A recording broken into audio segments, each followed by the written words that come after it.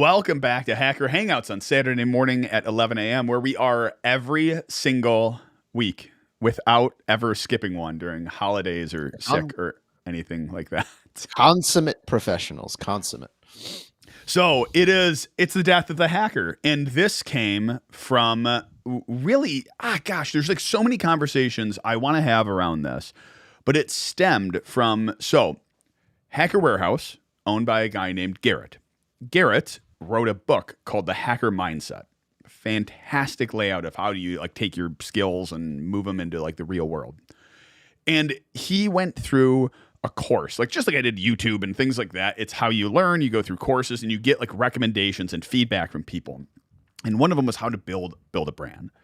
And he shared some of the materials, and they had like a free material thing they gave out, and I went through them, and the goal with the first one was to boil down like the problem you want to solve to a single word, which is really difficult to do. And first I had to start out with like, what is the goal of our podcast and our channel, and like what do we want to accomplish? What do I want to accomplish in my brand? And like I started realizing whose problem do I want to solve? And it was me. I wanted to solve my own problem from like 15 years ago when I was at General Electric, and I wanted to move up. I wanted to make more money. I wanted to make more money ultimately, doing the same thing I was enjoying doing. And the only way, I went to my manager and I actually went to my boss's boss to talk to him and say, like, how do I move up in the company? He goes, well, we should get you into this program. There was the IMLP program, which was like their leadership program. And then there's the SPB band leadership program. And the way they turned you into leadership was they moved you around different sections of the company. You would have to go from cybersecurity, and you might go over to something tertiary, but you go to engineering. And then you went to something completely different. You went to manufacturing, and you weren't doing cybersecurity anymore, but it turned you into a people leader, a manager. And I started realizing, like, this is the problem. This is ultimately the reason I left, was because the only way you could move up is to get away from your passions, to move away from the thing I enjoyed, I loved doing. You had to get away from it. And I boiled it down to one word, which is conformity. Conformity. You are forced to conform to the standards they have to move up to the company. You can't do your love. You can't do your passion. You need to conform, and you need to become management.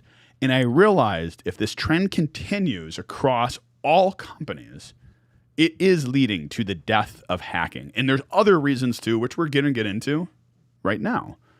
But what do you think? Do you agree? Do you think that is a massive problem in the industry? Problems may be a strong word. I think it just is. Like that just is. That is the state of things. I'll put it this way, whether I think that is the right way to go about it is a different question than whether or not it's a problem. What you're really looking for is for me to say that conformity is the antithesis of being a hacker. Like seriously, every piece of training, like every training that we've built for ourselves, everything we've taught from ourselves, all the people we've met in our careers, there are many hackers out there that conform to the system, and they're wonderful people, and they're very good at their job. And then there is the like DEF CON lifestyle conference style of hackers, and these two systems are almost like fundamentally different. And I would say for you or for us, that conformity, moving over to that other side, some people would call it selling out. I wouldn't. Maybe a little bit, but that conformity in exchange for money is kind of the death of that lifestyle of hacking, if you will. And I agree with it partially. Yeah. Yeah. And I don't think it's necessarily like, oh, if you get paid for your skills, you're selling out. I don't think it's anything like that.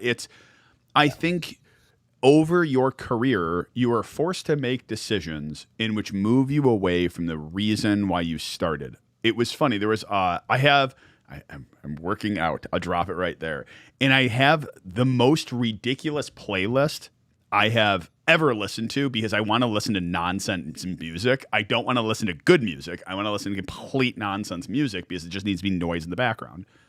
And one of the songs was, I'm sure it's a remarkably popular song, and I'm going to like butcher it. but it's like a rapper talking about like, I want to go, like, I'm now at this point where I'm a billionaire and I want to go back to the way things were when I was just doing this for the fun of it, when I was just doing this because I enjoyed doing it. I'm doing this just because I enjoyed rhyming. Like, I get this point where in your career you hit this point of like, I need to get away from. You find yourself in senior management, and you look back and go, "Why am I even?" It's your 40s. You get hit there, and you're like, "Why am I even in this career anyway? This is stupid. This is not why I started." I also do think that there's some amount of this that is old thinking is the wrong way to put it, but it is the old world style of thinking. My father used to say, and he still kind of does every now and then, but I have to remind him that this has changed. He goes, all the all the money is in management. You got to get out of being an engineer. That's a dead end. You know, if you really want to make the money, it's all in management. And I'm like, well, first of all, there's only so many people who can be executives in the world unless you're going to run your own company. And second of all, that's just not true. You could make a lot of money being an engineer. It is like fundamentally just wrong, at least in the tech industry. In a lot of other industries, this is maybe not true. And I would say even in management, there's probably not a lot of money to be made it caps out. It caps out quickly, I think. Yeah, it all caps out. I think the other piece here is when you're looking at all other career spaces, like if whether you're blue collar, like plumber and stuff like that, at one point you do want to move up to management. Like do, like your hands aren't working as well as they were. Like your back doesn't want to hear it. Your knees, all of that. Like that is your end goal. Almost every career, you're a lawyer. You start off as an associate, you turn into a partner, and you're no longer doing the grunt work. I think it is unique to the cybersecurity space where we enjoy the grunt work. We enjoy so much of that. Now, there is like a senior portion where we'll say in pen testing where you're having someone else get the baseline report for you and you're spending a lot of your time like helping them become better pen testers and things like that, which is still technical. I mean, there's people development side and like that's still deeply technical at times because in order to teach somebody something, you have to understand it at a very fundamental level so that you can answer their questions and be able to understand when they are misunderstanding it. And explain it simply too. You have to understand. What was it? Einstein was saying, like, to understand, to be able to, if you can't describe it to someone who's new in simple words, you don't fully understand it yourself. So I also think there's a side to this that's like I'll call it the professional pressure, right? There is this pressure to conform, and that is kind of the antithesis at least in our heads of the lifestyle of a hacker, because your entire world space is to understand how to break things or how people break things, and which is kind of the fundamentally different than I'm going to go build something, right? Which is what most of society is built on. So you are antisocial by definition almost as that kind of lifestyle hacker. But however, I'll say there's another reason why there is the death of hacking it as a result of many of these areas becoming more professional is it's simply that it's getting harder. And I have one very good example, but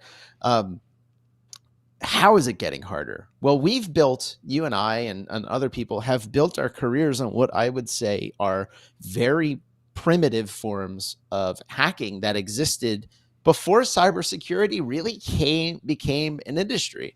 Right? There are entire types of vulnerabilities that we teach as like baby's first exploit that simply do not exist in the wild anymore, with the exception of maybe IoT, because IoT is like, everything is garbage, right? IoT and OT, operational technology, which is like manufacturing stuff. But a lot of those, and there's reasons for that, but we'll maybe cross into that 10, 15 minutes from now. But there are primitive things that we teach people now in college as just a regular course, because it has been wrapped up with a bow of saying, if you want to become a hacker, here are the primitives that you need to understand. And if you just go out and you understand those primitives and try to get a job with them, in 2008, you would have been paid handsomely. And today you would be lucky to get an internship with the same set of skills, the exact same set of skills. Because in 2008, you would have been able to crank out exploits day after day, find bugs, fix people's problems. And today, we're like, the job has almost become, hey, we're designing this giant, complicated, esoteric mousetrap that we run for a year and finds 5 fundamental bugs that we need to fix that would have cost us X millions of dollars. Like, that's the equation today. Yesterday it was like, hey, can you smash this stack and get me a shell? I think like we've hit a point in history, which is I think we've talked about this last week, is we've solved all the simple problems. There's no more simple problems. We've invented the wheel. We've now created wheels for automobiles. Like, to make the next jump up is going to take a massive breakthrough, which is going to require a very complicated solution. Let's go like x64 architecture to like what Apple did with the M1 using the ARM chip. Like, that was a massive jump forward, and it took very complicated solutions. I think security sits the same way, where originally it was like smashing the stack was pretty easy for pretty much any piece of software. It was even like some of the earlier sudo exploits were like, let's just do sudo and then do 7,000 A's afterwards, and it will just fail open and give me an administrative shell. Like, some of them were so ridiculous, and none of those exist now. I actually think I wouldn't say none of them exist. They're exceedingly rare now because they've been designed out of the fundamental system. And I mean, I can walk through why these things don't exist and why it's so much why it's so much more difficult as an entry level person. And then on top of that, like, moving from entry level to what does it mean to become a senior engineer in this environment it's so difficult to explain. The skill acquisition process in this industry, or the overhead of skill acquisition, has become extreme. I mean, I think that's one of the reasons why burnout is so common in the security industry. You have people that do it for 10 years and they're like, I can't keep acquiring skills. I can't keep resetting every year to as if I've known nothing before. And then you go into an interview and they're like, we're going to treat you as if you know nothing until proven otherwise. It becomes exhausting. It becomes very exhausting. I think the last bastion of, we'll say, common vulnerabilities, but those are going away quick, is web. On the web side, like, you have the OWASP top 10, you have so many, like, on the networking side, like, where you're going like more buffer overflow, we'll say that route. That one is much more like math science based. And what I mean by that is it's very much, here is a server, here is a system, here is the 500,000 vulnerabilities that could exist on that service. Let's go ahead and run through all of them. This is like for a common software, like as far as like testing for that type of thing in a corporate environment now. It is, here is a server, here is a system, here is a service. It's running Apache. Let's run all the exploits against it. Or like, let's run all the security CVE checks for it. On web, it's, here are the 15 things you can do wrong. Go find all the billions of places in their app where you can do these things. Because you don't just have to fix cross-site scripting or SQL injection in one spot. You need to make sure they don't do it in all the places. And then there's all the art form around bypassing the protections they put in place. The reason why I think this is the last bastion is because a lot of those common vulnerabilities, let's like take cross-site scripting, for example, typically, unless you do the very dumb thing, don't exist in common frameworks like React. Like, the only way you're getting cross-site scripting in React is if you legitimately say, wrap in unsafe load. Like, do not, like, you have to almost put it into your code, or not almost, you have to put it in your code of unsafe. I do not trust this thing. Yes, it is allowed to do this. This is a trusted input. Unsafe load it here. So you have to, like, most of these frameworks have the protections built in, but we haven't rolled over to them because they're, 4 or 5 years old, where on the network side, we've had these protections now for over a decade now. And everyone's flipped on over. In some senses, but I don't think what you're describing is fundamentally different on like I'm focused on the operating system or like the binary exploitation side. I think the what you're describing is exactly the same. We have designed out of the system entire classes of vulnerabilities that the industry as a whole was originally predicated on, Yeah. right? Like, Oh, I would agree with and that. so and so I'm gonna I, a colleague of mine that I was talking to recently asked me, "Oh, how what is it like to be a hacker? Like that? That seems like a really cool space to get into." And he said, "I read somewhere that the majority of computer science based jobs are cybersecurity today in the United States."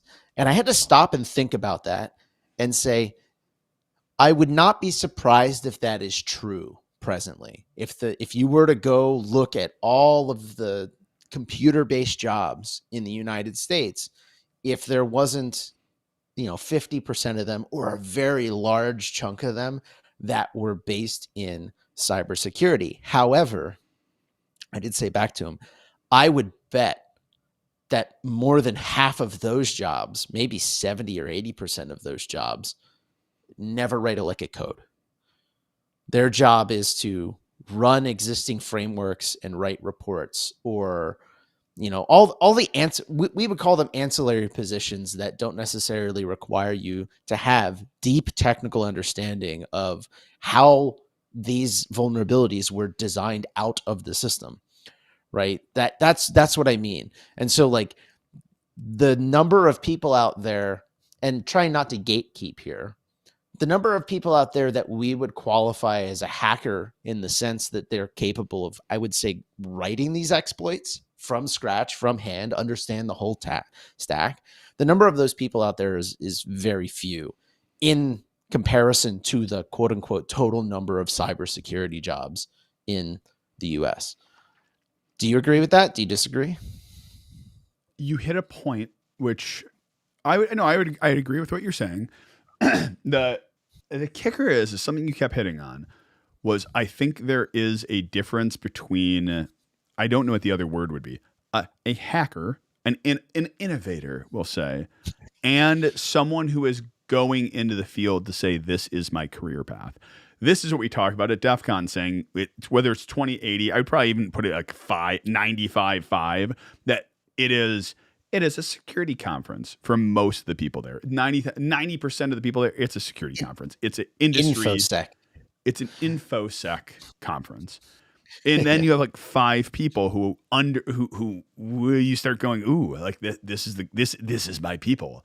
This gives me the energy I need to get through the next part of the year. And I think the thing that the difference here is you go to school, you learn how to do a Stack Overflow, you learn how to do all of these things now have been turned into education. Where like when we went, none of this was, and now the stuff that you're learning is now like 15 years old. But you learn how to do a buffer overflow and whatnot. And I think the difference is the person who learns that goes out into the field with those skills and goes, I'm going to get a job with this, versus the person who goes, ooh, this is fun. I'm going to go learn the next phase of this. I'm going to go learn the next thing. And they get the spark and they start enjoying it and they go, okay, they're enjoying the learning part of it. They're enjoying the education because that is what the career requires. It requires you to constantly keep up with it. I would agree also is exhausting because on the other side of things, you do need the deep technical knowledge. Like what you were just saying is you need the deep technical knowledge to be able to articulate those vulnerabilities up the chain to become like a manager. And I think that's why the draw is there. There's always going to be a draw to take someone who's technical and able to communicate and move them over to management, or who has learned how to communicate. I get that. But like you're deep technical, you learn how to communicate, you're getting pushed to management because you're one of the few people who can articulate these low-level problems in a way to make them more relevant to the business. Yeah, explaining the value proposition is always hard, right? Like at a fundamental sense, we just want to pop a shell, right? Like I was explaining that piece, right? Like, and this is what you were talking to. In some sense, you sell out you go get the money, whatever you want to say it is. And at some point you're sitting down in front of your computer and you're remembering that day 15 years ago where you popped your first shell or you landed your first, cross-site scripting, whatever it is. You get that access and you have that moment of, I kind of feel like God, right? Oh, like yeah. to quote hackers explicitly, you have that moment. You see the terminal pop up, and you're like, oh, this computer does whatever I tell it to. This is so much better than humans. I feel like when we were young, it was. I mean, we're still young, but it was a silly amount of vulnerabilities. It was you go like I use the example when my grandmother was a kid. She could go into the bank. She remembers doing. She's still alive. She's like I'm gonna be 101 years old. She's all there mentally, which is amazing to me. But she remembers going to the bank and pulling out money from someone else's account to give to their neighbor. Like that was normal. You could go to the bank, get money on behalf of someone else to go give to them. Like that is insane. Now, when we were young, same thing within cybersecurity. Like I remember logging into the SMTP server of our ISP and you could send fraudulent emails from anyone. Because they're just like, oh, this person wants to send an email. What's your name? Oh, here it is. There's no checking. There's no authentication. There's no such thing as any of it. And I think a lot of those ones have gone away. So you're now like forced. But I'm going to counter that with, while I think a lot of the simple problems have gone away, I do think the industry is still just rife with opportunities. I think there's tons and tons of opportunities. But you have to be of the mindset that you always constantly have to learn the next thing. Yep. Yeah, and that's what I was saying is like to continue being a engineer in this space over a, we'll say, 40-year career, it's exhausting. That skill acquisition process as you get older, and I've learned this recently, as you get older, that skill acquisition gets harder and harder. Like neuroplasticity, we continue to be plastic as we age, but we are less plastic. And it is harder to break yourself of certain mindsets. Do you think that's because you have more responsibilities and less tinker time? That's got to be part of it for sure, right? Like I was just saying this before. Asked me like a decade ago, I probably had a handful of technical projects that I worked on the side. I was never one. I do like war games, or no. A decade ago, we were helping run DEF CON Darknet, and like I was learning to help build badges, and that's how I got into low-level operating system development outside of a class at school. And so there was tinker time outside of my day job that I would do technical work. Today, I leave it all on the floor at work, right? Like by the time I log off of work, I have no headspace left to go make a badge for DEF CON anymore. I'll probably get back to it, but it's getting harder and harder to find that time because the responsibilities are there, but also because I sink so much more effort into what I do in my day-to-day basis. So yes and no. I think that's definitely part of it. How about for you? I think earlier in the or before starting TUIC and getting the part where I'm at right now, I think I would have fully agreed, saying like getting older, blah blah, like it's harder to learn these things. But I think I am truly believing that it's the responsibilities that you have, because I can tell, like I go through cycles throughout my year. At this point of the year, I have all the monotony and junk, and I'll be honest, I kind of enjoy it at the same time. But like I have to pick out like our health insurance policy for next year for all of my employees. And what's nutty about this is like, this is what blows me away. There is not, when you get health insurance for your employees, it's not like, here is my plan, which renews every year. Like the plan doesn't change. No, every single year you have to choose a new plan. Like they're like, this one's mostly equivalent, but still like half your benefits change. So you go, okay, no, that one's crap. And then there's like this one, which costs less and has better benefits than this one, which is more expensive. And you ask me, like, why is this one more expensive? The benefits are better than this one. They're like, oh, that's just like how the policy is written. And you're like, well, that's stupid. Like to not okay. So these are all like at this point of the year, it's like health insurance and closing up taxes and making sure all invoices line up and hours and all of that. And so like my tinker time goes way down this time of year. But like Baker Street, which is like fundamentally like awesome software, which like I said, oh wow, that sounds self-serving. Awesome software that I built, dude. But like that was predicated. So when my personal channel went dark, it was because I started getting sick over and over and over because this was like coming out of COVID, and then kids who are starting school, like every parent when their kid goes to school gets sick a bunch. That compounded with COVID, I was screwed for like 6 months. It was cold. And I'm like, I didn't feel like getting in front of a camera. So I'm like, I am going to go on. There's an awesome YouTube channel, even if you're not like a developer, called fireship.io. And he has courses, and he had a Next.js course. I was like, I'll do that. I'll try that.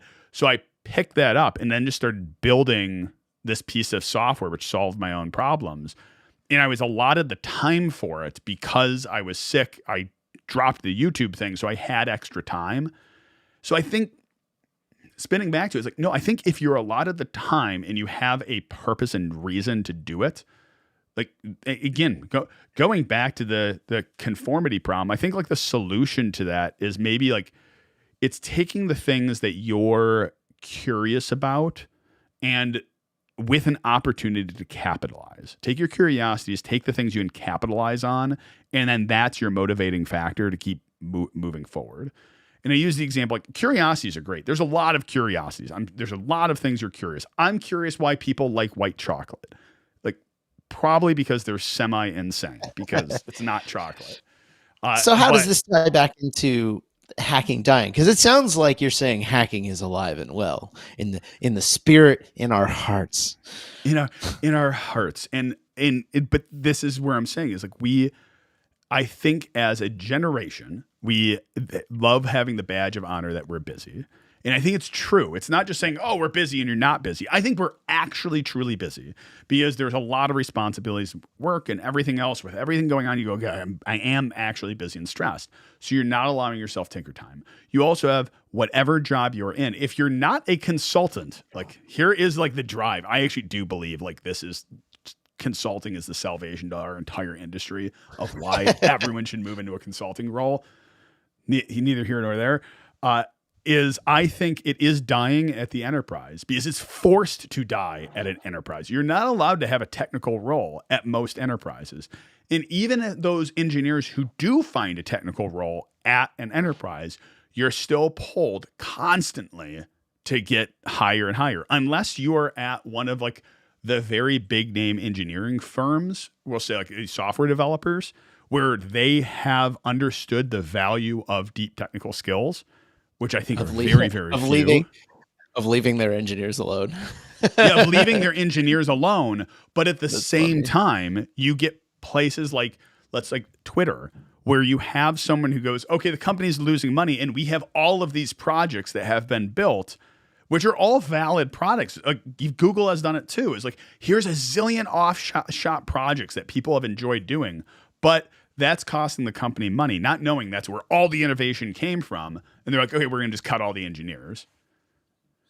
So yeah, I mean, I always liked, there's a quote by Steve Jobs, and I really detest quoting Steve Jobs for a variety of reasons. But he had an opinion, and I'm probably going to butcher it, but basically he had an opinion that most software engineers, if computers were never invented, would have been artists. And I absolutely agree with that because there's a very large portion of this industry that is creative, like fundamentally creative. Like I talk to people that still believe this idea that software engineering is all about math and science and all that stuff. But there's a deeply creative component of it in how you design software to communicate intent to other people. Like, and as engineers, we know it instinctually. When you open up a program and you're reading it and you're like, this is, the word is elegant. Mm-hmm. You're like, this is elegant. This is beautiful code, right? And you have to see a lot of not so elegant code to really appreciate it. But when you see it, it's almost life changing. You're like, I aspire to write code that looks this good and communicates the idea good enough. It's like reading a good book in a lot of ways, Mhm. because you're diving into the head of somebody else. You're like, why did you write this way? There had to be a reason. And sometimes when you open up code, the reason is just sitting there. And it's very, very rarely has anything to do with math. Yeah. Like, it Or so the rarely has anything to do with math. It's funny because the same reasoning had happened so early in, we'll say, my last consulting company I was with. I was looking back at a report going, how did we miss this? Like, how did we miss this thing? Because it existed last year, and how did we miss it? I'm looking through the report. Until we tested it, I'm like, we missed it, but how? Like, it's such an obvious thing. And then I went back and checked the project calendar to realize all of us were on like 4 other projects while this thing was going on. So what ended up happening is everyone gave like a half effort on this one thing, and no one actually gave it a full effort because we were on like 8 different projects at the same time. You're like, oh, okay, that's why. And it's always funny when you look at like a piece of code too, and you're like, why did they do it this way? Like, this is not that's not all that elegant. Like, what are they doing? And you're like, oh, because this had to be done in about 4 hours because they were about to push it live. The phraseology that I've come up with is because $ reasons. I hate reasons. $signs. There's always reasons. Just I mean, that's a bash joke, right? But like, because reasons, that's why. And there's always reasons, and the reasons always suck. But seriously, like when you find one of those projects where somebody has taken the time to really lay it out, and they're not pressured, and they do it quote unquote right. Yeah, like, right is very subjective, but they do it with a lot of thought and care. You're just like, oh man, I feel that way when I read a lot of Linux kernel code, but then I also don't feel that way the more I read a lot of Linux kernel code, because at a certain point, like, I had this discussion recently too. Sometimes the answer when you're developing these things, and they're almost never truly technical, they're usually human based, is that there isn't really a good answer to some of these problems. And they come down to subjective pieces, and you just have disagreements. And at a certain point, $reasons shows up, and you just have to make a decision and move on. And that's usually why something is bad. Is like, we had to make a decision and we moved on, and we'll clean up the mess later. I could see there being a lot of burnout related to just communicating on those low level things, especially when it comes to like Linux kernel going, I'm not sure if I can deal with so many people who have such strong opinions here and just giving up. I actually find it the opposite. Like, I'm energized by that. Having people actually care that much energizes me, as opposed to like, I want that passionate feedback.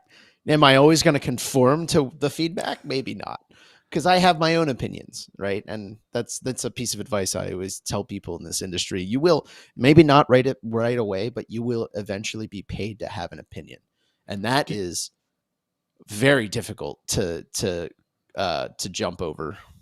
It's effectively consulting. I still remember I still get it every once in a while where you're talking and everyone else is quiet on the phone or quiet in the meeting, or like you're sitting at a meeting with a bunch of like other very, very, very smart people, and you're talking, you're like, wait, everyone's looking at me. Everyone's listening to me. Oh my gosh, am I actually the authority on this thing? No, this is not a good thing. Yeah, that you have that moment of, what terrible decisions have you people made that have led you to this moment where you're listening to me? And how can I best advise my children to avoid those same mistakes? It's like, all right, probably a good segue. I'm laughing because I'm seeing chat. I saw Braden's, and I would actually agree with this. All those skills are needed to move up to a certain level. You don't need to aspire to that particular level. Gator, as always, I love you. I'm glad you're here. So that's a really good quote. The all the skills, you don't necessarily aspire to that particular level. I That's how I think about advancement. That's how I've always kind of thought about advancement in my career. You know, someone asked me recently, "What do you think about um, promotion, or what do you think about moving up another level?" And I'm like, I don't like. I mean, now I am. Now that you've mentioned it, but like, Mhm. I don't. It's not something that crosses my mind on a day-to-day basis. There's too many other things, and that's always worked well for me. I think I think aspiring to, like, early in your career, aspiring to move up is not a bad thing to think about, but the higher you get, it gets in the way more than it helps. I think the problem, I actually, so if we go right into the fundamental problem of how one of the reasons I think hacking is dying, especially within the enterprise, is because pay raise. Everyone wants more money. Like I don't think there's very few people in the world who would ever say I want to do the same amount of work and not get paid more. Like I think like that's a common thing. But the problem is when you go to like an enterprise and say, "Hey, I want more money," they go, "Great. Here's the next position you need to go with." Because the Yeah. positions are tied to a pay band and you cannot go outside that pay band for it. I get why this exists. Companies don't start as giant enterprises typically. They start as small companies which grow. And as they grow, they get unwieldy. And the way they can make it less unwieldy is through policies and procedures which say this position gets this pay band. So you don't have these problems occur.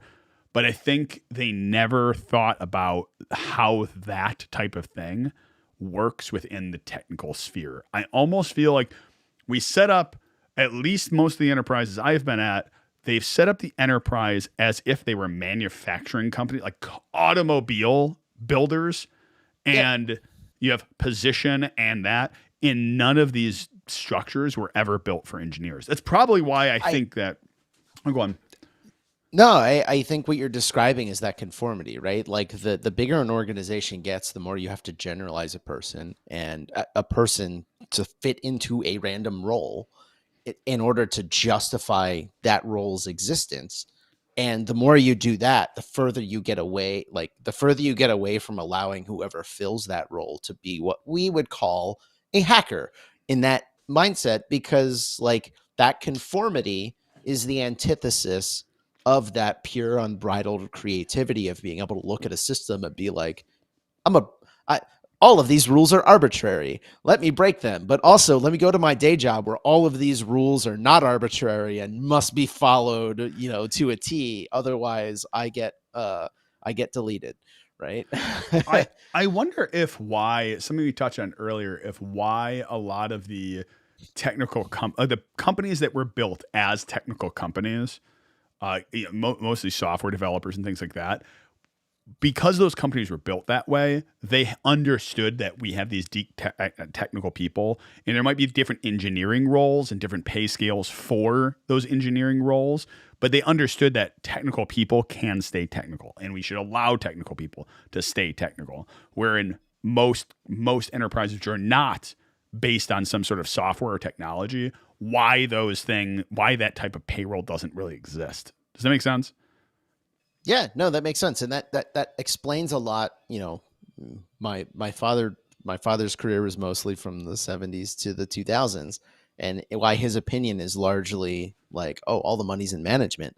Well, all the money probably was in management at the time, especially living through the 80s. I mean, like the 80s were a heck of a time, right? But like the design of companies from 1960, if you're still following that same design and trying to carry that design into this modern tech world, and like we're 20 years into building, 30 years into building purely tech companies outside of, like, I'll say tech looked strange prior to the modern era because I, everything was so cobbled together, right? I'm not even sure if I would say 30 years, because I think the ones that are 30 years old are large enterprises who adopted tech.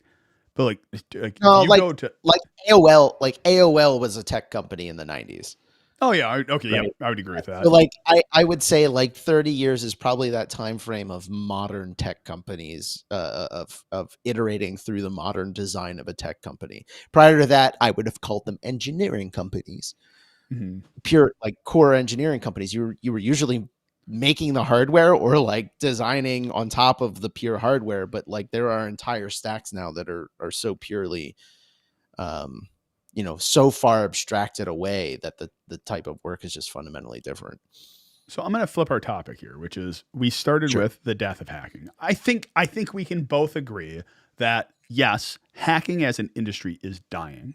Or I would say hackers are forced to die a slow death within their careers. I think that's the way I would uh say it. Would you agree with that? yeah, Hackers, for the most part, are forced to die a slow death throughout their career. I think that death happens quicker now. I think it's always existed, but I think it's a much straighter line from that like core curiosity that maybe you got in high school or college to I now need to immediately conform to this box that doesn't allow me to continue being that purest form of creative hacker. I think it's a lot. I think the death of hacking is a lot quicker today than it was before. Still got to So, make a living. what do you think the solution is? Um, I don't know. I'm not a thought leader in that space, if you will. Uh, I'm yeah, that's a hard question. You obviously have thought about this. What do you think the solution is? I'm laughing, by the way, because I got a message from Braden saying I would love to be a voice in the live stream because I so often completely disagree with the statements that Selk says. Well, come at me, Braden. Let's see it. Come at. Yeah. Join. Well, I mean, Join. So, honestly, hold on, real quick. But honestly, like, post some comments as to why you disagree, and we'll totally, do this. But yeah, if you want to be on stream as a voice, you're more than welcome.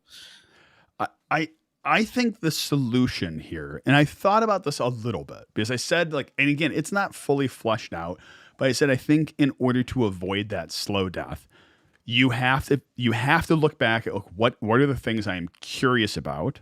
What are the things I can make money with? What ones can I capitalize with? And maybe for me, money is always a fun motivator for me. I mean, it's my namesake Silk went back to like money is not important. It's just a way of keeping score of whether or not an idea is a good idea.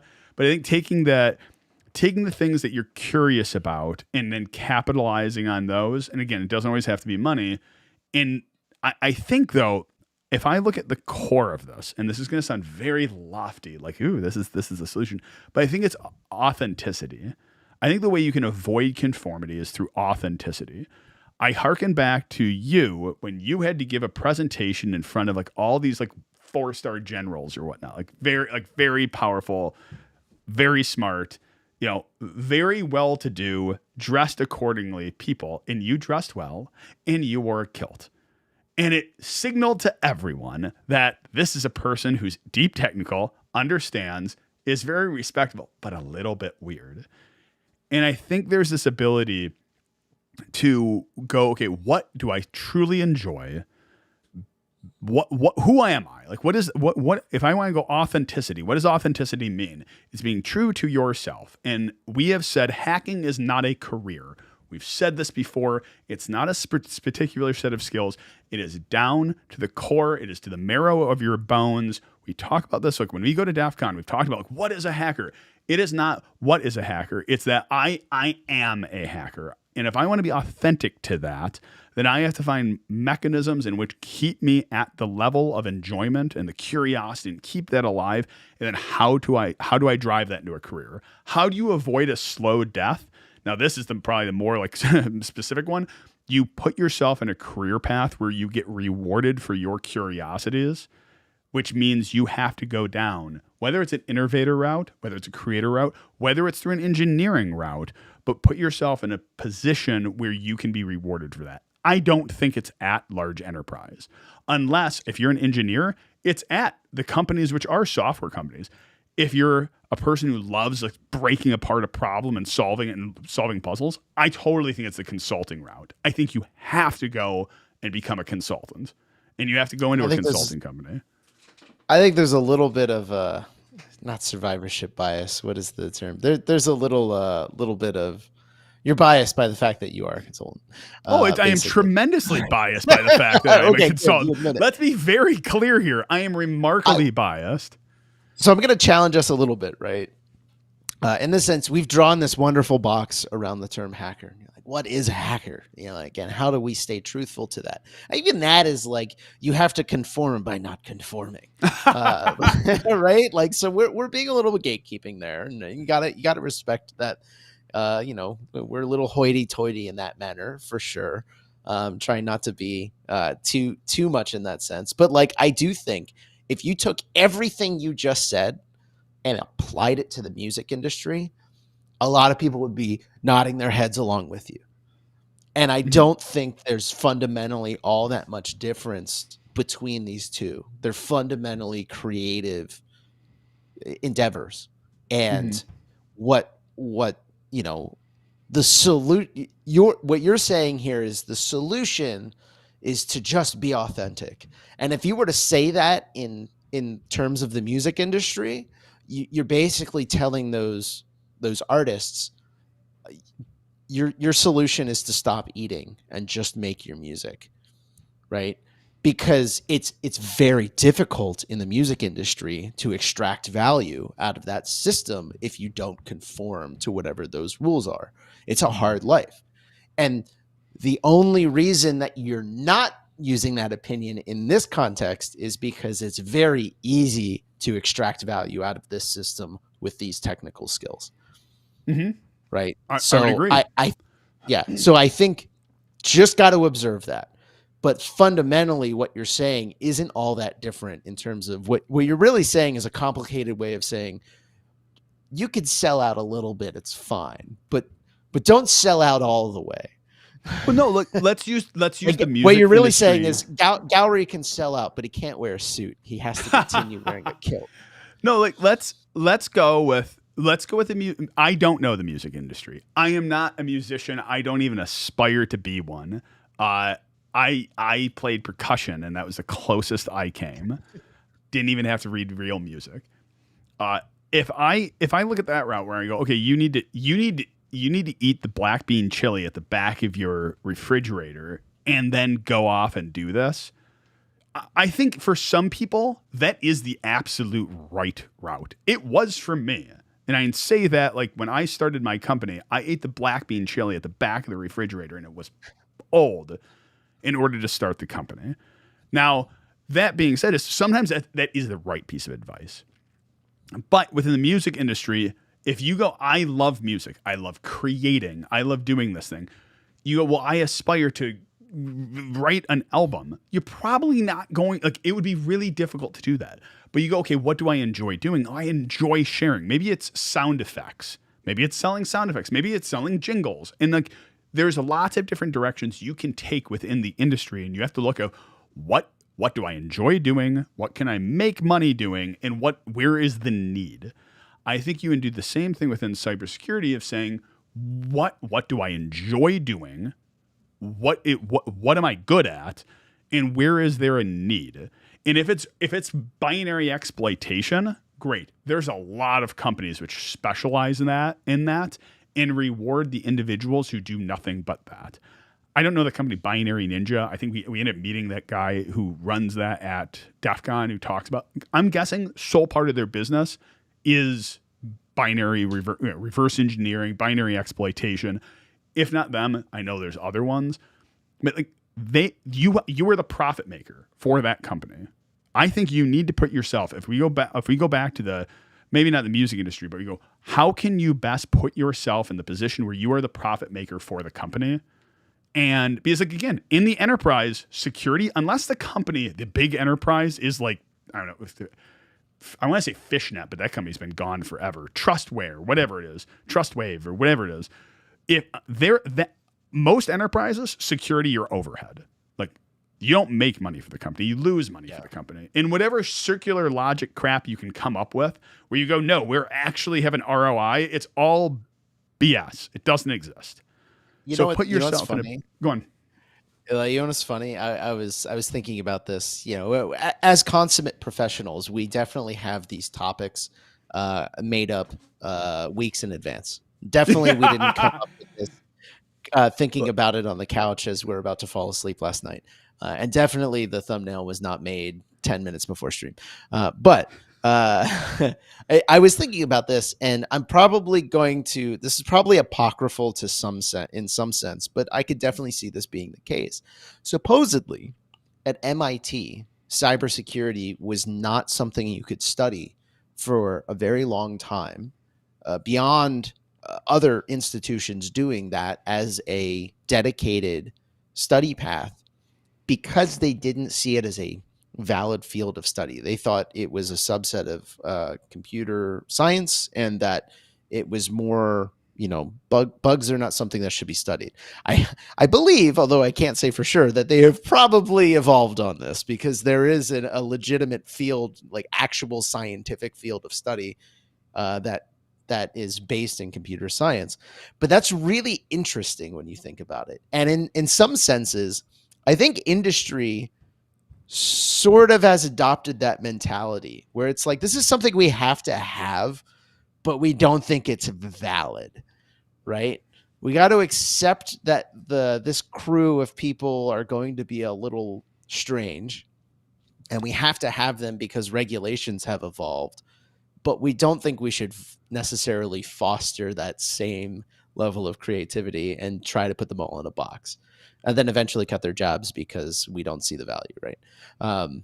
I find that just it's a little apocryphal, but you're kind of describing a little bit something similar, where you're saying the enterprise doesn't believe this is necessarily valid as a way of extracting value. I think that's exactly what I'm saying. You're a cost center. And I think the way you can continue doing what you do and enjoy doing it and get paid more for it is by putting yourself in a position which you are a profit generator. And that means taking the thing you're good at and you enjoy doing and you have a passion about, and finding the company. Instead of finding a job to do the thing, you find the company which will profit from you and go find a job there. Again, this is a very privileged point, because a lot of those positions require a stupid amount of, like, you need 30 years of experience for this. You need 30 years of React, which has only existed 3 years. So summarizing here, do you think we have reached the death of the junior hacker? Like, unless you have already acquired all of these skills and are capable of going and doing that, your ability to go do what you just said, either start your own company or find the company, is incredibly limited today. I'm pausing your question because I really want to answer it. Someone said, P in chat said, have you heard of Peter's principle? I have not. I have no idea what that is. The Peter principle is people tend to get promoted to the level of their incompetence. So once people, if you're, and this is a very old principle. And the idea is someone identifies that you're good at your job. Therefore we must promote you into another job.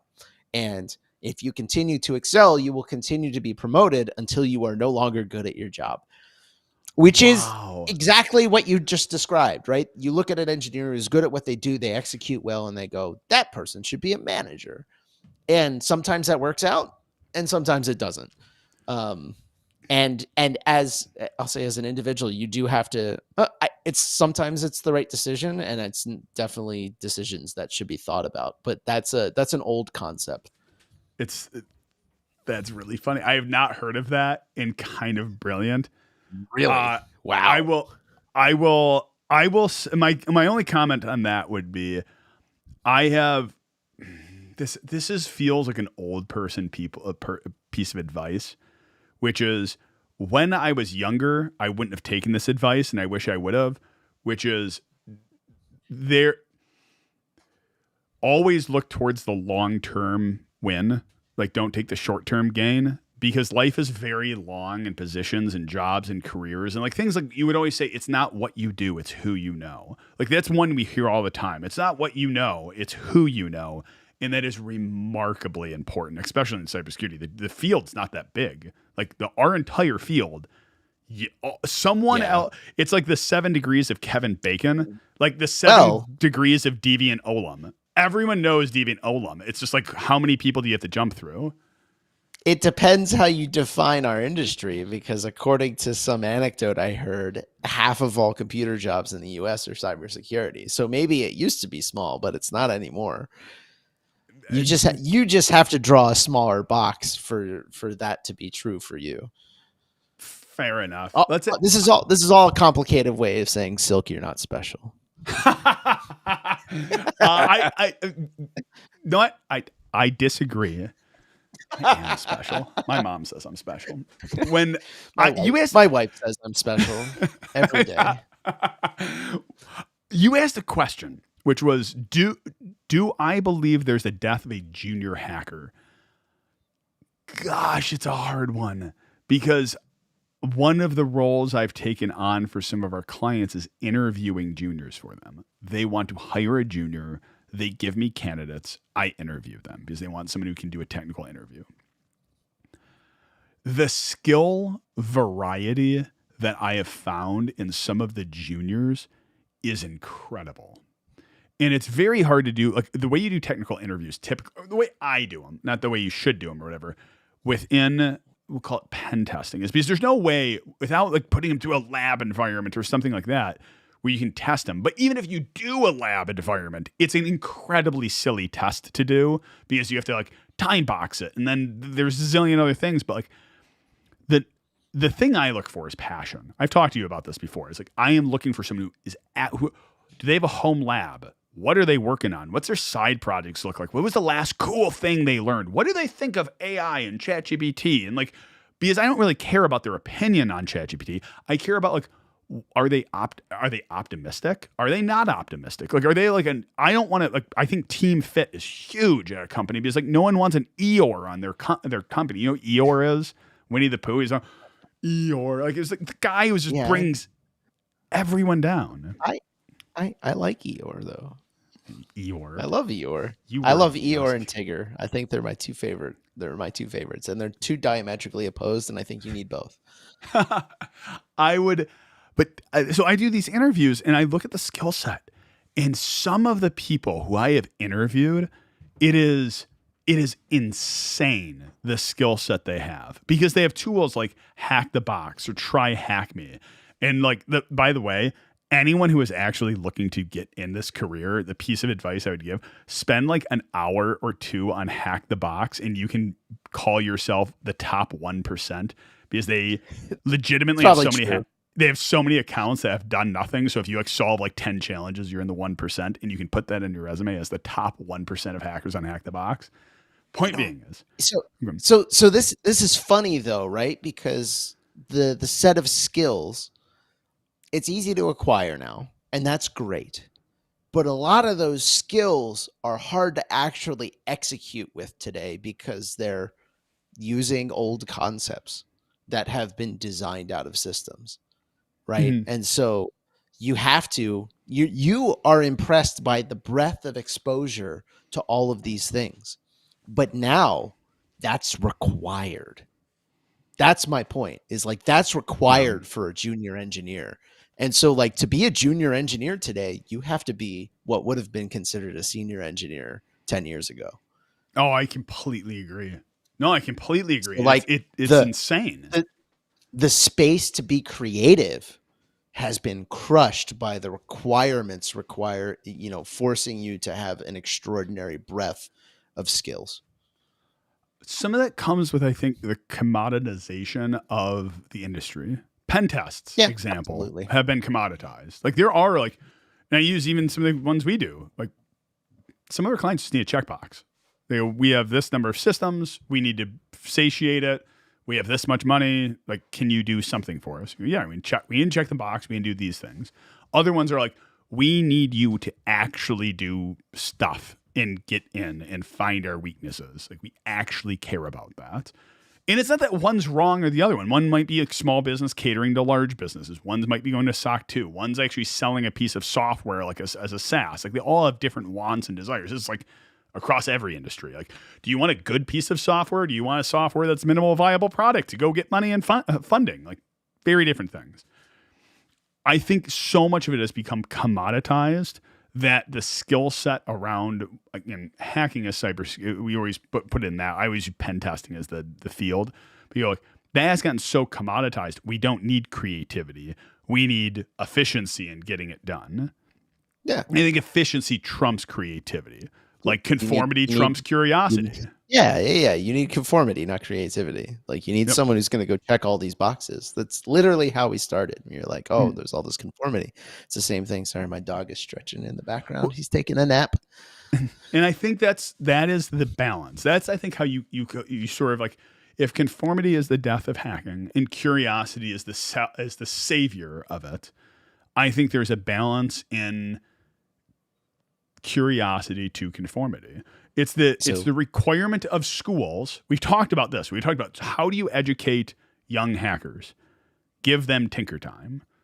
Give them time to stretch their curiosity. So you heard it here first. Silk says, if you want to be a hacker, you can sell out a little. You can sell out a little, but don't sell out too much, because it's you know what it is? I don't want to say caffeine because there's no limit on caffeine, but sugar. It's sugar. Little's okay. Too much, you get diabetes. I mean, it's true. Like I think it's the thing. It's like little bit of conformity is okay. Too much will kill you and your career. You can't be special if no one conforms. So you got to conform a little bit so people understand why you're special. Got it. There was an interview I did with Jason Street, and I don't remember who said it, and maybe we both said it, but we were saying DEF CON is one of my favorite places in the world because you are a unique snowflake in a blizzard of snowflakes.